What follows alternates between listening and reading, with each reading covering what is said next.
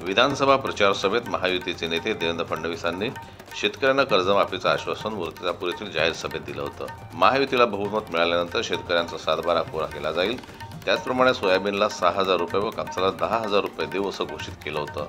परंतु या आश्वासनाची पूर्तता अजून झालेली नाही। त्यासाठी मूर्तिजापूर तालुक्यातील शेतकरी 28 एप्रिल रोजी मुख्यमंत्र्यांच्या नागपूर निवासस्थानी दिवसभर धरणे आंदोलन करून आत्महत्या केलेल्या शेतकऱ्यांच्या शेतातील माती मुख्यमंत्री देवेंद्र फडणवीसांना भेट देऊन आश्वासनाची आठवण करून देणार असल्याचं शुक्रवारी संध्याकाळी 7 वाजता पार पडलेल्या पत्रकार परिषदेत क्रांतिकारी शेतकरी संघटनेच्या कार्यकर्त्यांनी दिली असून आंदोलन अधिक तीव्र करण्याचा इशारा दिला आहे।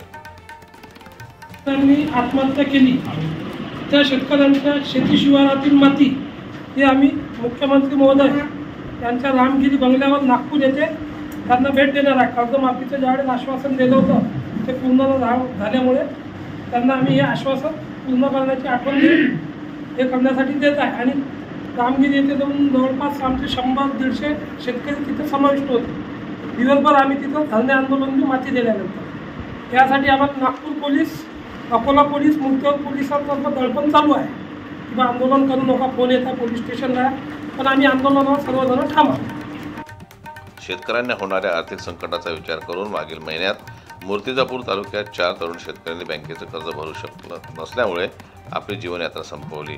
यामुळे कर्जमाफीची तातडीने घोषणा करावी या आश्वासनाची आठवण देण्यासाठी क्रांतिकारी शेतकरी संघटनेने जिल्हा संघटक राहुल वानखेडे, जिल्हा अध्यक्ष चंद्रशेखर गवळी यांच्या नेतृत्वाखाली आंदोलनाचं नियोजन करण्यात आलं आहे। मूर्तिजापूर तालुक्यातील आत्महत्या केलेल्या शेतकऱ्यांच्या शेतातील माती गोळा करून ती माती देवेंद्र फडणवीस यांना 28 एप्रिल रोजी नागपूर येथे दिली जाईल।